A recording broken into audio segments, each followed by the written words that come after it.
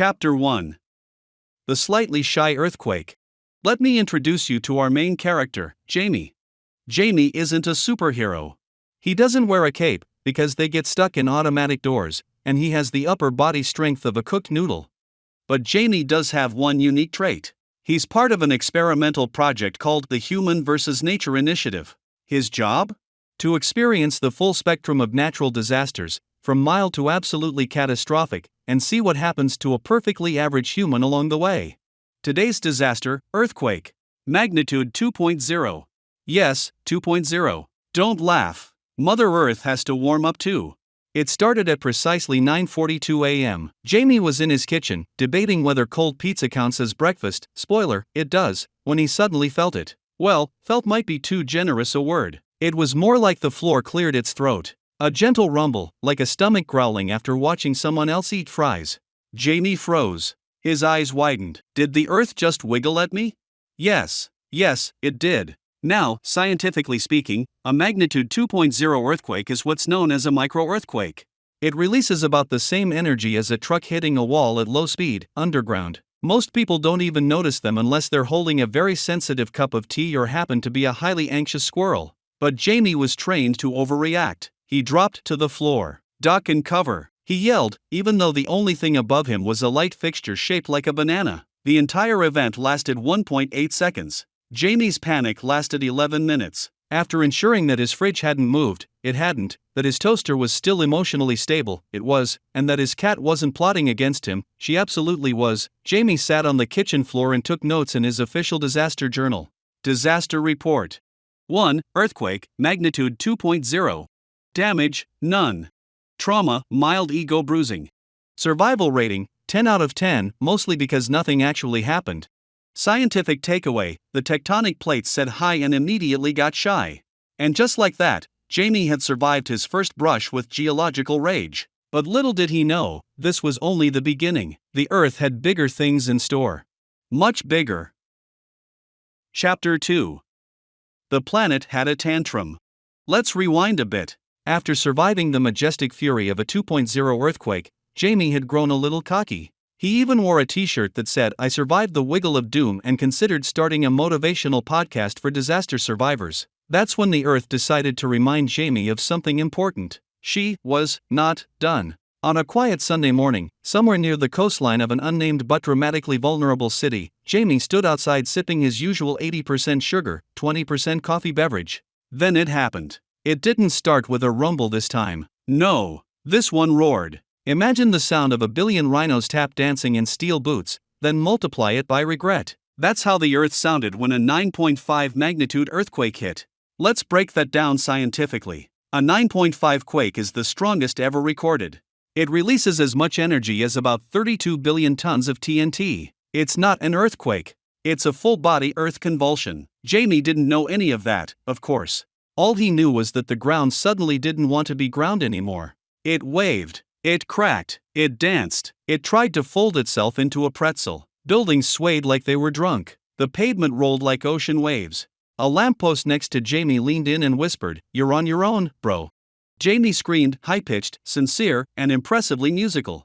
He dove under a picnic table, which instantly collapsed like a soggy breadstick. Not that it mattered. The table, the park bench, the sidewalk, they were all part of the same earth-flavored milkshake now. Meanwhile, somewhere deep inside the Earth, the tectonic plates were throwing hands like two ancient gods in a breakdance battle. In a 9.5 quake, the rupture length can stretch over 1,000 kilometers, and the shaking can last up to 10 minutes.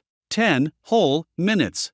That's 2 Taylor Swift songs in one full panic attack. Jamie, still curled into a shape known to yoga instructors as the desperate croissant, managed to pull out his disaster journal mid-quake. Disaster report. 2. Earthquake, magnitude 9.5. Damage, Earth turned into lasagna. Trauma, existential. Survival rating, TBD, to be dug out. Scientific takeaway, the planet has strong opinions and no chill. After what felt like an eternity, or exactly 604 seconds, the Earth finally exhaled. Everything stopped. Silence. Dust. Jamie blinked. The sky was still up. The ground was sideways? Never mind. Somehow, impossibly, Jamie was still alive. Rattled. Covered in dirt. Missing one shoe. But alive. Chapter 3.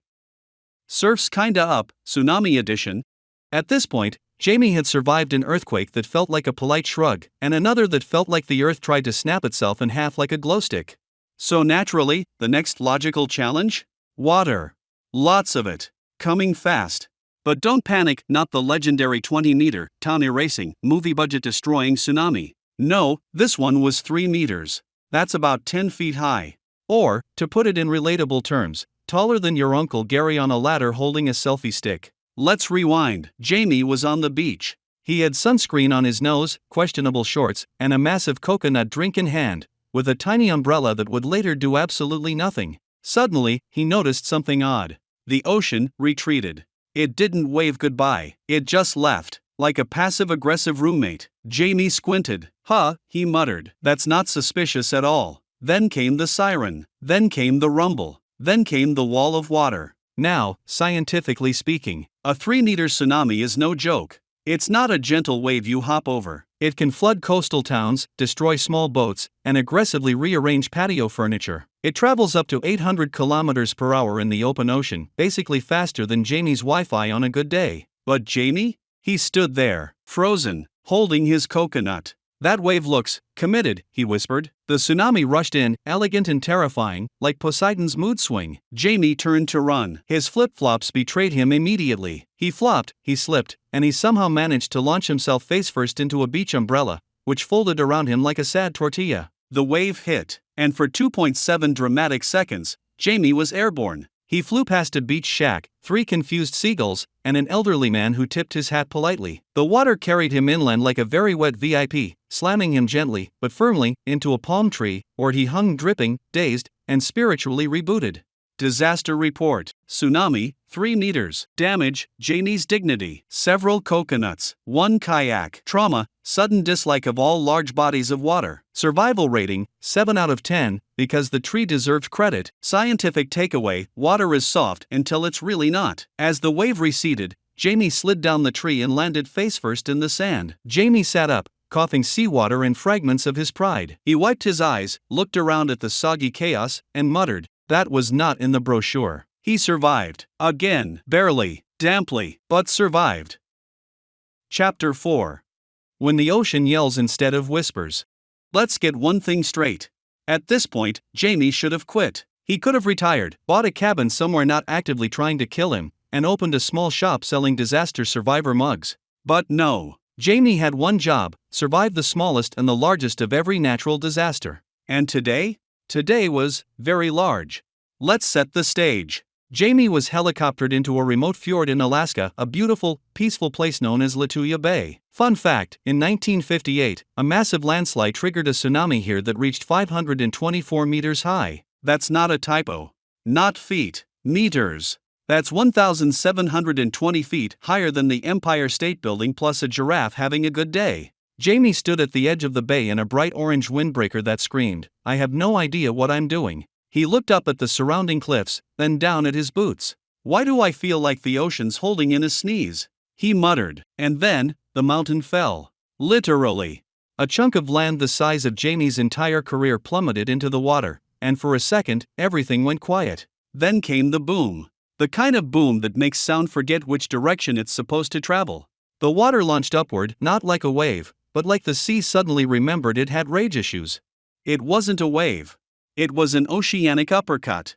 Jamie looked up, and up. The wall of water was climbing the sky like it paid rent there. "Nope," Jamie whispered. "Nope, nope, scientifically nope." He turned to run. The wave laughed. Jamie sprinted through the forest like a caffeinated raccoon, dodging trees, leaping over mossy rocks, and briefly riding a moose for reasons that don't need to be explained right now.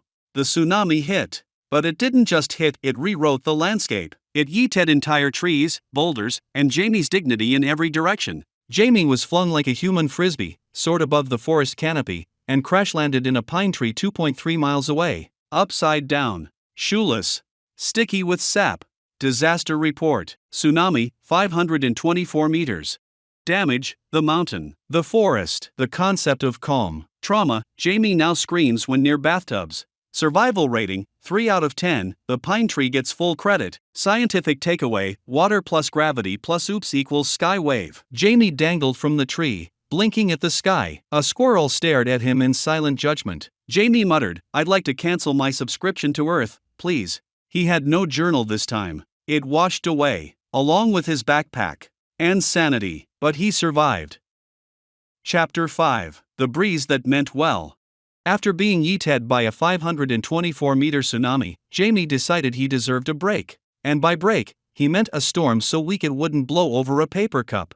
Which brings us to the light storm. Winds, under 60 kilometers per hour. Threat level, somewhere between May and You'll Be Fine, Karen. Jamie arrived in a sleepy town called Windlebrook, population, 42 people and one confused llama. He wore his disaster volunteer windbreaker, slightly faded from saltwater trauma, and held a clipboard labeled Storm Test 1, the mild, the meh, and the maybe windy. He checked the weather app. Wind speed, 54 kilometers per hour. Jamie exhaled. Perfect. This one can't possibly fling me into a tree. The storm arrived right on schedule. Except it didn't roar in like a movie villain. It strolled in like a polite librarian with strong opinions. Leaves rustled. Flags flapped. A single lawn chair tilted dramatically, then changed its mind and sat back down. Jamie stood in the middle of the town square with goggles, a raincoat, 3 ropes tied to fire hydrants, just in case, and the emotional readiness of a man who once surfed a pine tree. He braced himself. "I'm ready for you, Mother Nature." Mother Nature yawned. Science break. Wind speeds under 60 kilometers per hour are typically considered fresh breezes. On the Beaufort wind scale, that's level 7. It might sway small trees. It could toss around loose papers. Umbrellas? Mildly betrayed. But it's not dangerous unless you're unusually lightweight or extremely dramatic. Suddenly, a gust swept through the town. Jamie squinted. His hair lifted a little, just enough to look like he had ideas.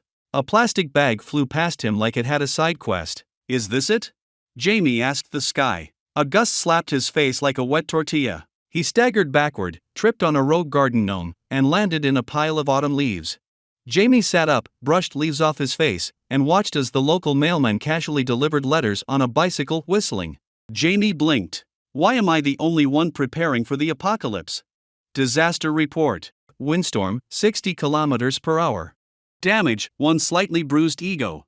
1 offended gnome. Trauma, low, but weirdly personal. Survival rating, 10 out of 10, unless you count dignity. Scientific takeaway, not all disasters scream, some just politely shove. As the breeze settled down and the sky cleared, Jamie climbed out of the bin. His hair looked like it had been styled by confusion. His notepad was still dry, and his soul mildly ruffled. He took a deep breath, looked to the sky, and said, "Okay, that was survivable." Chapter 6. The sky screamed and Jamie regretted everything. There are storms that ruin picnics and tangle your earbuds. And then, there are hurricanes that try to erase entire geographical coordinates. This was one of those. Jamie, now 6 disasters deep into his completely voluntary midlife crisis, was flown into a high-security research dome on the edge of the Pacific, not far from where Hurricane Patricia made her angry, wind-based debut in 2015. The scientists there had one request. Stand outside for exactly 5 seconds. Just 5. For science. Jamie adjusted his goggles, checked his will, and tightened his shoelaces. They would not help at all, but it felt responsible. The wind was already howling, but not a whoosh kind of howl. More like the earth had turned into a jet engine trying to inhale everything. Science break. Hurricane Patricia reached wind speeds of 345 kilometers per hour, the strongest sustained winds ever recorded in the Western Hemisphere. That's faster than a speeding bullet train. Patricia had the same energy output as a Category 5 hurricane on steroids, and could uproot buildings, toss cars, and send cows on unplanned journeys. Jamie was 98% water and poor decisions. He stepped outside the dome. The wind didn't hit him, it claimed him. First his notebook flew away, instantly promoted to paper bird status. Then his right shoe. Then, somehow, his left eyebrow. He tried to move forward but ended up moonwalking backward like a panicked penguin on rollerblades. A lawn chair from 3 countries over zipped past his head, followed by a fish that looked equally surprised. And then liftoff. Jamie went airborne. Not gently, not like a feather, more like a trash can with a dream. He tumbled through the air like a caffeinated sock puppet, briefly past a confused pelican, and landed in a palm tree that was no longer rooted to the ground. Disaster report. Hurricane, 345 kilometers per hour. Damage, Jamie's entire concept of what's considered wind. Trauma, flight without wings. Regret without pause. Survival rating? Pending descent. Scientific takeaway, wind this fast doesn't blow, it kidnaps. Eventually, the storm passed. The air calmed, the sky blued. The world exhaled. Jamie crash-landed in a shallow fountain in another zip code, where he was greeted by a duck wearing his second shoe. They made eye contact. It was weird. Dripping, windburned, and missing both dignity and direction, Jamie rolled onto his back and stared at the clouds. "I miss the 60 km/h days," he whispered. Then the duck quacked in agreement.